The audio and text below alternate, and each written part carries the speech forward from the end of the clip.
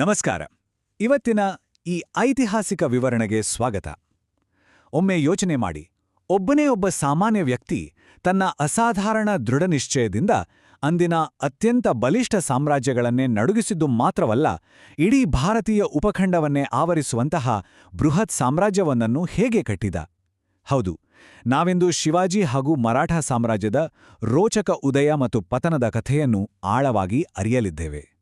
ಒಂದು ಸಣ್ಣ ಪ್ರದೇಶದಲ್ಲಿ ಪ್ರಾರಂಭವಾದ ಬಂಡಾಯ ಬೃಹತ್ ಒಕ್ಕೂಟವಾಗಿ ಬೆಳೆದ ಈ 150 ವರ್ಷಗಳ ಐತಿಹಾಸಿಕ ಪಯಣವನ್ನ ನಾವು 5 ಪ್ರಮುಖ ಹಂತಗಳಲ್ಲಿ ನೋಡಲಿದ್ದೇವೆ.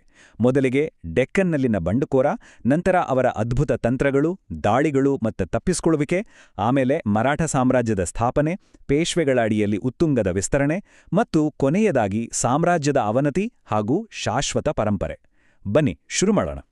ಮೊದಲನೆಯದಾಗಿ ಡೆಕ್ಕನ್ನಲ್ಲಿನ ಆ ಬಂಡುಕೋರನ ಕಥೆ, ಅಂದ್ರೆ ಶಿವಾಜಿಯ ಮೂಲ.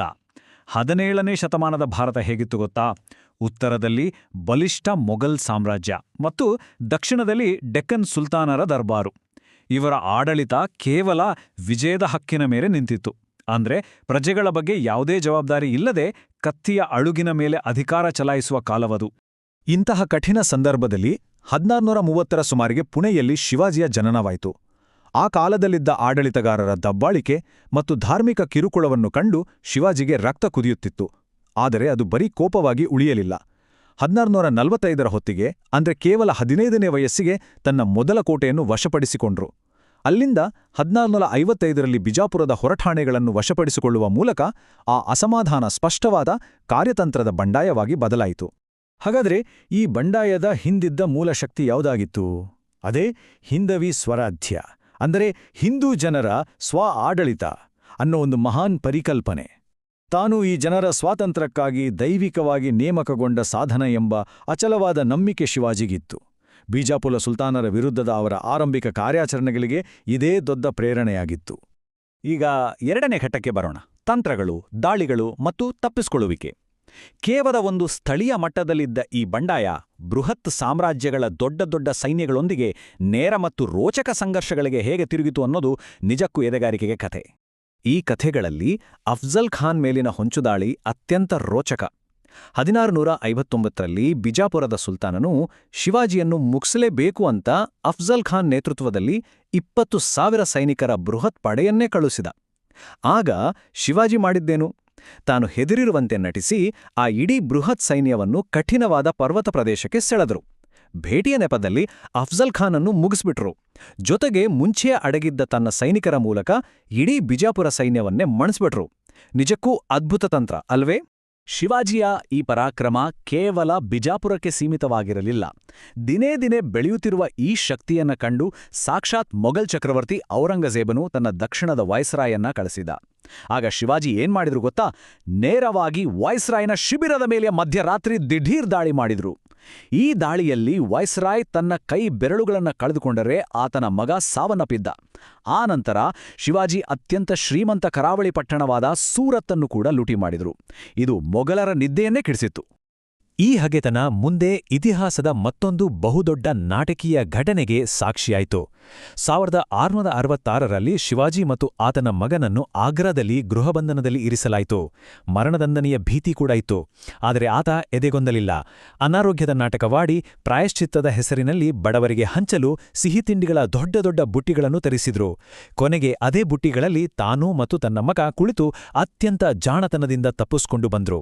ಭಾರತದ ಇತಿಹಾಸದಲ್ಲಿ ಇದೊಂದು ಬಹುದೊಡ್ಡ ತಿರುವು. ಆ ಕಾಲದ ಇಬ್ಬರು ಪ್ರಮುಖ ನಾಯಕರ ಆಡಳಿತ ಮತ್ತು ಧಾರ್ಮಿಕ ನೀತಿಗಳ ನಡುವಿನ ವ್ಯತ್ಯಾಸವನ್ನು ನಾವಿಲ್ಲಿ ಗಮನಿಸಲೇಬೇಕು. ಒಂದೆಡೆ ಚಕ್ರವರ್ತಿ ಔರಂಗಜೇಬ್. ಈತ ತಲೆಗಂದಾಯ ಹೇರಿದ, ಬಲವಂತದ ಮತಾಂತರಗಳನ್ನು ಮಾಡಿಸಿದ ಮತ್ತು ದೇವಾಲಯಗಳನ್ನು ಧ್ವಂಸ ಮಾಡಿದ. ಆದರೆ ಇನ್ನೊಂದೆಡೆ ಶಿವಾಜಿ ಸಂಪೂರ್ಣ ಭಿನ್ನ.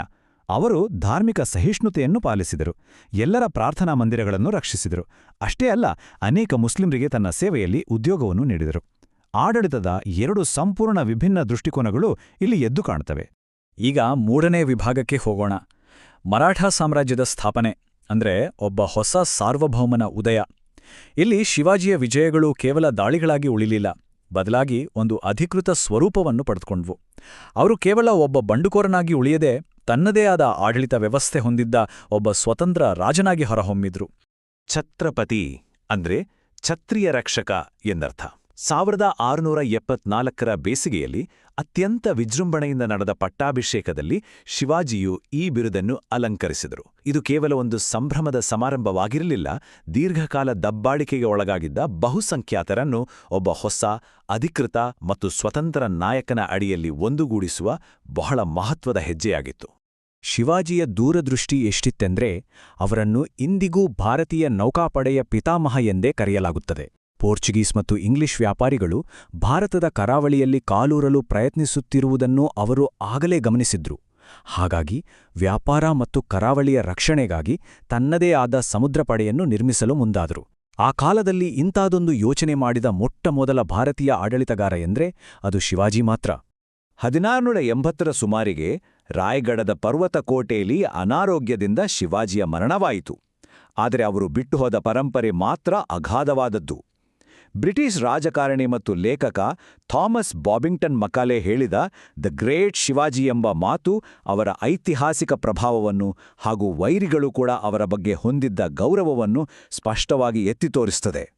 4ನೇ ವಿಭಾಗ, ಪೇಶ್ವೆಗಳ ಅಡಿಯಲ್ಲಿ ಉತ್ತುಂಗದ ವಿಸ್ತರಣೆ. ಶಿವಾಜಿಯ ನಂತರ ಮರಾಠ ಸಾಮ್ರಾಜ್ಯ ನಿಂತು ಹೋಗಲಿಲ್ಲ. ಬದಲಾಗಿ 18ನೇ ಶತಮಾನದಲ್ಲಿ ಅದು ಅಸಾಧಾರಣ ವೇಗದಲ್ಲಿ ಇಡೀ ಉಪಖಂಡವನ್ನು ಆಳುವ ಮಟ್ಟಿಗೆ ಬೆಳೆಯಿತು. ಇಲ್ಲಿ ಅಧಿಕಾರದ ಕೇಂದ್ರಬಿಂದು ಹೇಗೆ ಬದಲಾಯಿತು ಅನ್ನೋದು ಕುತೂಹಲಕಾರಿಯಾಗಿದೆ. ಇಲ್ಲಿ ನಾವು ಪೇಶ್ವೆ ಎಂಬ ಪದವನ್ನು ಅರ್ಥ ಮಾಡಿಕೊಳ್ಬೇಕು. ಪೇಶ್ವೆ ಎಂದ್ರೆ ಮುಖ್ಯಮಂತ್ರಿ. 1713ರಿಂದ ಬಾಲಾಜಿ ವಿಶ್ವನಾಥ್ ಅವರನ್ನು ಪೇಶ್ವೆಯಾಗಿ ನೇಮಿಸಿದ ನಂತರ ಆಡಳಿತದ ನೈಜ ಅಧಿಕಾರ ರಾಜರಿಗಿಂತ ಪೇಶ್ವೆಗಳ ಕೈಯಲ್ಲಿ ಕೇಂದ್ರೀಕೃತವಾಗಲು ಪ್ರಾರಂಭವಾಯಿತು. ಇದರ ಜೊತೆಗೆ ಆಡಳಿತದ ರಾಜಧಾನಿ ಕೂಡ ಪುಣೆಗೆ ಸ್ಥಳಾಂತರಗೊಂಡಿತು. ಇಷ್ಟು ದೊಡ್ಡ ಸಾಮ್ರಾಜ್ಯವನ್ನ ವಿಸ್ತರಿಸಲು ಹಣ ಎಲ್ಲಿಂದ ಬರ್ತಿತ್ತು ಅಂತ ನೀವು ಯೋಚಿಸ್ತಿರಬಹುದು. ಅದಕ್ಕೆ ಉತ್ತರವೇ ಚೌಟ್. ಮರಾಠರು ತಾವು ನಿಯಂತ್ರಿಸುವ ಪ್ರದೇಶದ ಸ್ಥಳೀಯ ಜಮೀನ್ದಾರರ ಮೇಲೆ 25% ಭೂಕಂದಾಯವನ್ನ ವಿಧಿಸ್ತಿದ್ರು. ಇದೇ ಸಾಮ್ರಾಜ್ಯದ ಆರ್ಥಿಕ ಇಂಜಿನ್ ಆಗಿತ್ತು. ಆದರೆ ಈ ಭಾರೀ ತೆರಿಗೆಗಳು ಸ್ಥಳೀಯ ಆಡಳಿತಗಾರರಲ್ಲಿ ಮರಾಠರ ಬಗ್ಗೆ ತೀವ್ರವಾದ ದ್ವೇಷವನ್ನು ಕೂಡ ಹುಟ್ಟುಹಾಕಿದ್ವು ಅನ್ನೋದನ್ನ ನಾವು ಮರೆಯುವಂತಿಲ್ಲ. ಈ ಒಂದು ಇಸವಿಯನ್ನು ಗಮನಿಸಿ, 1758. ಇದು ಮರಾಠರ ಶಕ್ತಿಯ ಪರಾಕಾಷ್ಠೆ. ಈ ವರ್ಷದ ಹೊತ್ತಿಗೆ ಮರಾಠ ಸಾಮ್ರಾಜ್ಯ ಹೇಗಿತ್ತು ಗೊತ್ತಾ? ಉತ್ತರದಲ್ಲಿ ರಾಜಸ್ಥಾನ ಮತ್ತು ಪಂಜಾಬ್ನಿಂದ ಹಿಡಿದು ಪೂರ್ವದಲ್ಲಿ ಬಂಗಾಳ, ದಕ್ಷಿಣದಲ್ಲಿ ತಂಜಾವೂರು ಮತ್ತು ಇಂದಿನ ಪಾಕಿಸ್ತಾನದ ಪೇಶಾವರದವರೆಗೂ ವಿಸ್ತರಿಸಿತ್ತು. ಊಹಿಸಿಕೊಳ್ಳಿ, ಇದೊಂದು ಎಂತಹ ಬೃಹತ್ ಸ್ವರೂಪದ ಸಾಮ್ರಾಜ್ಯವಾಗಿತ್ತು ಅಂತ. ಆದರೆ ಇತಿಹಾಸದಲ್ಲಿ ಪ್ರತಿಯೊಂದು ಉತ್ತುಂಗಕ್ಕೂ ಒಂದು ಇಳಿಮುಖ ಇದ್ದೇ ಇರ್ತದೆ ಅಲ್ವಾ? ಇದು ನಮ್ಮ 5ನೇ ಮತ್ತು ಕೊನೆಯ ವಿಭಾಗ, ಅವನತಿ ಮತ್ತು ಶಾಶ್ವತ ಪರಂಪರೆ. ಇಷ್ಟು ಬೃಹತ್ ಸಾಮ್ರಾಜ್ಯವು ಆಂತರಿಕ ಬಿರುಕುಗಳು ಮತ್ತು ಹೊರಗಿನ ಭೌಗೋಳಿಕ ರಾಜಕೀಯ ಸವಾಲುಗಳಿಂದ ಹೇಗೆ ಪತನವಾಯಿತು ಅನ್ನೋದನ್ನ ನಾವೀಗ ನೋಡೋಣ. ಸಾಮ್ರಾಜ್ಯದ ಅವನತಿಯ ಹಾದಿ ಬಹಳ ವೇಗವಾಗಿತ್ತು. 1761ರ 3ನೇ ಪಾಣಿಪತ್ ಕದನದಲ್ಲಿ ಅಫ್ಘಾನರ ಎದುರು ಮರಾಠರು ಅನುಭವಿಸಿದ ಭಾರೀ ಸೋಲು ಸಾಮ್ರಾಜ್ಯಕ್ಕೆ ಮೊದಲ ದೊಡ್ಡ ಪೆಟ್ಟು ನೀಡಿತು. ಆ ನಂತರ 1775-1782ರ ನಡುವೆ ನಡೆದ ಮೊದಲನೇ ಆಂಗ್ಲೋ ಮರಾಠ ಯುದ್ಧ, ಮೈಸೂರು ಸಾಮ್ರಾಜ್ಯದೊಂದಿಗಿನ ಕದನಗಳು ಮತ್ತು ಅಂತಿಮವಾಗಿ 1818ರಲ್ಲಿ ಬ್ರಿಟಿಷ್ ಈಸ್ಟ್ ಇಂಡಿಯಾ ಕಂಪನಿಯ ವಿರುದ್ಧದ ಸೋಲು ಮರಾಠರ ಕೇಂದ್ರೀಕೃತ ಶಕ್ತಿಯನ್ನು ಸಂಪೂರ್ಣವಾಗಿ ಕುಗ್ಗಿಸಿಬಿಟ್ಟಿತು. ಆದರೆ ಮರಾಠ ಸಾಮ್ರಾಜ್ಯದ ಕೇಂದ್ರ ಶಕ್ತಿ ಕುಸಿದಾಗ ಅದು ಸಂಪೂರ್ಣವಾಗಿ ಕಣ್ಮರೆ ಆಗಿಲ್ಲ. ಬದಲಾಗಿ ಸ್ವತಂತ್ರ ಆಡಳಿತಗಾರರ ಒಕ್ಕೂಟವಾಗಿ ಒಡೆಯಿತು. ಪೇಶ್ವೆಗಳ ಹಿಡಿತ ಸಡಿಲವಾದ ಮೇಲೆ ಬರೋಡಾದಲ್ಲಿ ಗಾಯಕ್ವಾಡ್ಗಳು, ಗ್ವಾಲಿಯರ್ನಲ್ಲಿ ಸಿಂಧ್ಯಾಗಳು ಮತ್ತು ಇಂದೋರ್ನಲ್ಲಿ ಹೋಳ್ಕರ್ಗಳು ತಮ್ಮದೇ ಆದ ಸ್ವತಂತ್ರ ರಾಜ್ಯಗಳನ್ನು ಕಟ್ಟಿಕೊಂಡು ದೀರ್ಘಕಾಲ ಆಡಳಿತ ನಡೆಸಿದರು. ಮರಾಠ ಸಾಮ್ರಾಜ್ಯವು ಅಧಿಕೃತವಾಗಿ ಕೊನೆಗೊಂಡರೂ ಅವರು ಬಿಟ್ಟುಹೋದ ಪರಂಪರೆ ಇಂದಿಗೂ ಮಾಸಿಲ್ಲ. ಗೆರಿಲ್ಲಾ ಯುದ್ಧತಂತ್ರದಲ್ಲಿನ ಅವರ ಅಪಾರ ಪರಿಣಿತಿ, ಕೃಷಿ ಮತ್ತು ವ್ಯಾಪಾರದ ದಕ್ಷ ಆಡಳಿತ ವ್ಯವಸ್ಥೆ, ಪಶ್ಚಿಮ ಕರಾವಳಿ ಯುದ್ಧಕ್ಕೂ ಅವರು ಕಟ್ಟಿದ ಶಕ್ತಿಶಾಲಿ ನೌಕಾ ಕೋಟೆಗಳು ಮತ್ತು ನಂತರದ ಸ್ವಾತಂತ್ರ್ಯ ಚಳುವಳಿಯಲ್ಲಿ ಹಿಂದೂ ರಾಷ್ಟ್ರೀಯತೆಯ ವೀರರಾಗಿ ಅವರು ಪಡೆದ ಸ್ಥಾನಮಾನ ಇವೆಲ್ಲವೂ ಆಧುನಿಕ ಭಾರತದ ಇತಿಹಾಸದ ಮೇಲೆ ಆಳವಾದ ಪ್ರಭಾವ ಬೀರಿವೆ. ಇಂದಿನ ಈ ವಿವರಣೆಯನ್ನು ಮುಗಿಸುವ ಮುನ್ನ ಒಂದು ಕುತೂಹಲಕಾರಿ ಪ್ರಶ್ನೆ.